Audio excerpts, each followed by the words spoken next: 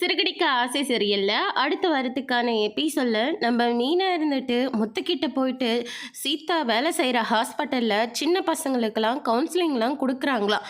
நம்ம கிறிஷை வந்து கூட்டிகிட்டு போகலாமா அப்படின்ற மாதிரி வந்து கேட்குறாங்க. முத்து இருந்துட்டு ஆமாம் சீதா, அவங்க பாட்டிக்கிட்ட விட தெரியணும் பார்த்தேன், தெரியல.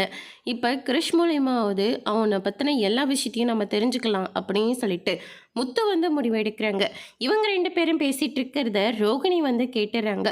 அதுக்கு அடுத்த நாள் முத்துவும் மீனாவும் கிறிஷை கூட்டிக்கிட்டு ஹாஸ்பிட்டலுக்கு போகிறாங்க. அவங்க அந்த ஹாஸ்பிட்டலுக்கு தான் வராங்களா அப்படின்னு சொல்லிட்டு ரோகிணியும் மகேஷும் வந்து நம்ம ஃபாலோ பண்ணிகிட்டே வராங்க.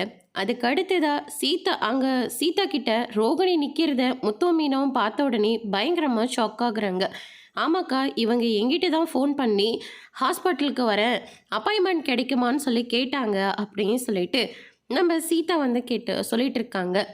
அதுக்கு அடுத்ததாக நாங்கள் ஹாஸ்பிட்டலில் போய் டாக்டரை பார்த்துட்டு வந்துடுறோம், நீ கிறிஷை வந்து பார்த்துக்கோ அப்படின்ற மாதிரி சொல்லிட்டு போடுறாங்க. அதுக்கு அடுத்ததாக ரோகிணி இருந்துட்டு கிறிஷ்கிட்ட என்னை பற்றின விஷயத்த நீ யார்கிட்டேயும் சொல்லவே கூடாது, முக்கியமாக டாக்டர் கேட்டால் டாக்டர்கிட்டேயும் சொல்லக்கூடாது அப்படின்ற மாதிரி வான் பண்ணுறாங்க. கிறிஷும் சரி அப்படின்ற மாதிரி சொல்கிறாங்க. இந்த பக்கம் நம்ம மீனா இருந்துட்டு கிறிஷ்கிட்ட டாக்டர் என்ன கேள்வி கேட்டாலையும் பயப்படாமல் பதில் சொல்லு அப்படின்ற மாதிரி சொல்லி கொடுக்குறாங்க. அதோட இன்னைக்கான பிரம்ப முடிச்சிருக்காங்க. இனி கிறிஷ் வந்து ரோகிணியை பற்றின விஷயத்த சொல்ல போகிறாங்களா இல்லையான்றதை வரப்போகிற எபிசோடில் பார்க்கலாம். தேங்க்யூ.